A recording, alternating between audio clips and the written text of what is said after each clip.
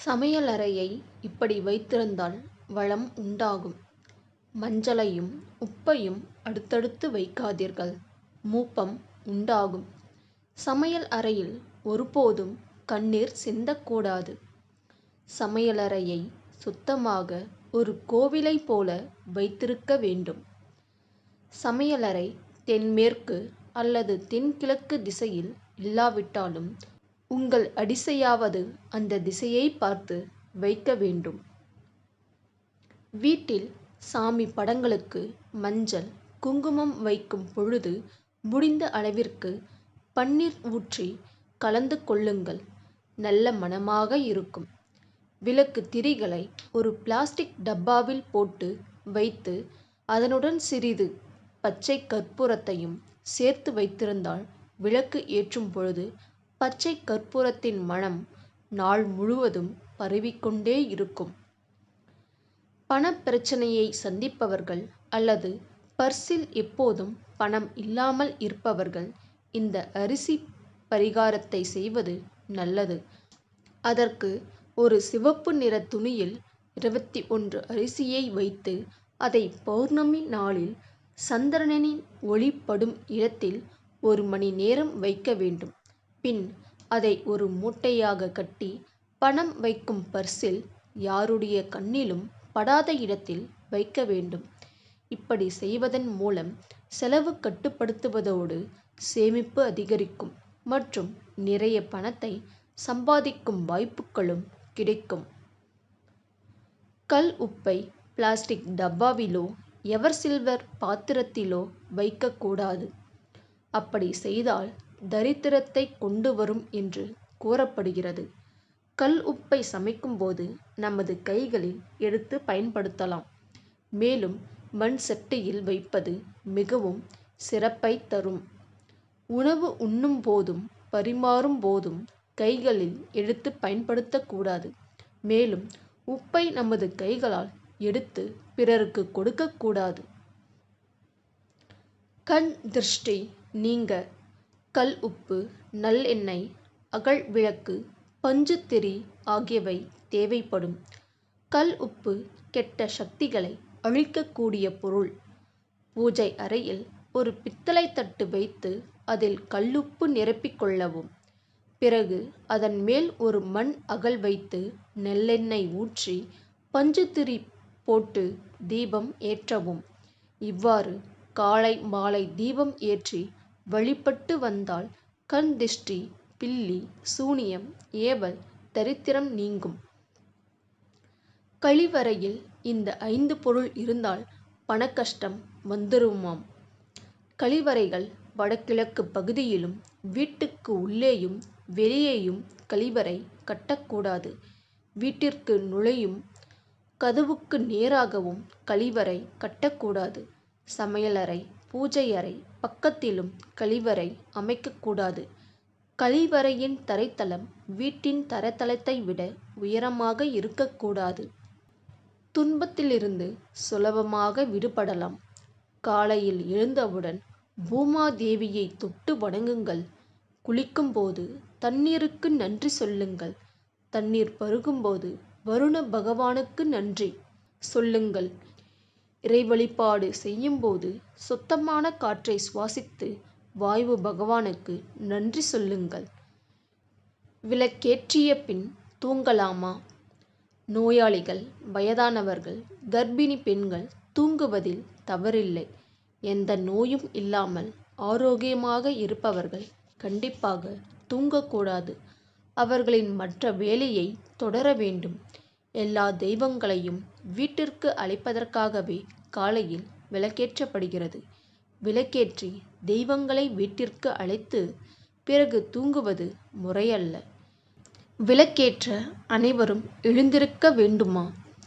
பிரம்ம முகூர்த்த விளக்கேற்றும் பொழுது வீட்டில் உள்ள அனைவரும் எழ வேண்டும் என்பது அவசியமில்லை. பூஜை அறைக்கு எதிராக யாரும் படுத்திருக்காமல் பார்த்து கொள்ள வேண்டும். தனியாக பூஜை அறை இல்லாமல் வீட்டின் பொதுவான இடத்தில் சாமி படங்களை வைத்து வணங்குபவர்கள் என்றால் சாமி படங்களுக்கு நேராக யாரும் படுத்து இருக்காமல் பார்த்து கொள்ள வேண்டும். என்னென்ன நிறத்தில் அம்மனுக்கு புடவை சாற்றினால் என்னென்ன பலன்கள் கிடைக்கும்? பிள்ளைகள் நன்றாக கல்வி பயில வேண்டும் என்பதற்காகவும் வேலைவாய்ப்பு கிடைக்க வேண்டும் என்பதற்காகவும் பச்சை நிறத்தில் புடவையை அம்மனுக்கு சாற்றலாம். கிடைத்த வேலையை தக்க வைத்து கொள்ளவோ அல்லது நாம் செய்யும் வேலையில் உயர் பதவிக்கு செல்ல வேண்டும் என வேண்டினால் ஆரஞ்சு அல்லது வெளிர் சிவப்பு நிறத்தில் புடவையை சாற்றலாம். மலைக்கு சென்று திரும்பிய அன்பர்கள் உடனடியாக மாமிசம், மது என்று நீங்கள் சேமித்த ஆற்றலை வீணடிக்காமல் வீடு திரும்பிய அன்று குளித்து வழிபாடு செய்துவிட்டு நீங்கள் பெற்ற பிள்ளைகள், மனைவி, இளைய உடன்பிறப்புகள் என்று உங்களை விட வயதில் சிறியவர்களை அழைத்து அமர்ந்து அவர்கள் தலை உச்சியில் 5 நிமிடமாவது உள்ளங்கைகள் வைத்து நன்மை வேண்டி ஆழ்ந்து ஆசிர்வதியுங்கள். நீங்கள் பெற்ற புண்ணிய பலனை குடும்பம் முழுக்க விரைவு பெற செய்யும். இதை மட்டும் செய்யாதீங்க. ஆன்மீகப்படி உங்கள் வீட்டில் இருந்து ஆடை, ஆபரணங்கள், பொன் மற்றும் பொருள் முதலியவற்றை புதன்கிழமை அன்று யாருக்கும் கொடுக்கக்கூடாது. மீறி கொடுத்தால் உங்கள் வீட்டில் இருக்கும் மகாலட்சுமி அடுத்தவரிடம் சென்று விடுவாள் என்று சாஸ்திரத்தில் கூறப்படுகிறது. துளசி விரத வழிபாடு. கார்த்திகை மாதம் ஏகாதசி மறுநாள் துவாதசி அன்று விஷ்ணு துளசியை திருமணம் செய்து கொண்டார். அந்த நாளை பிருத்வான துளசி அல்லது துளசி கல்யாணம் என கொண்டாடுவார்கள்.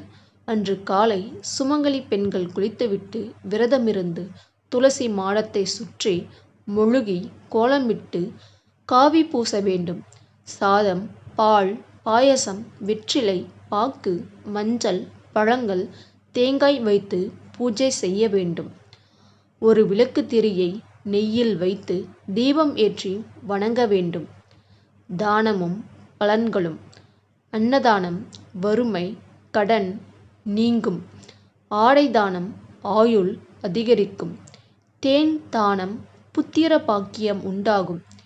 தீபதானம் கண் பார்வை தெளிவாகும். அரிசி தானம் பாவங்களை போக்கும். நெய் தானம் நோய்கள் அகலும். பால் தானம் துக்கம் விலகும். தயிர் தானம் இன்பம் பெருகும். பழங்கள் தானம் புத்தியும் சித்தியும் கிடைக்கும். பொன் தானம் குடும்ப மகிழ்ச்சி அதிகமாகும். வெள்ளி தானம் மனக்கவலை நீங்கும்.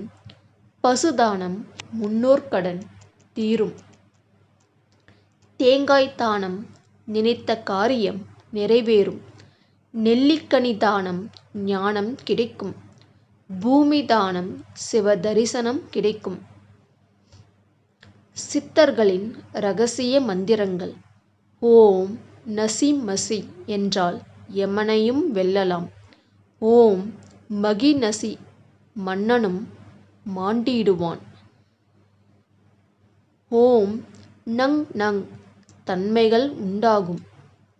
ஓம் அங் அங் கெடுதல் நிகழாது.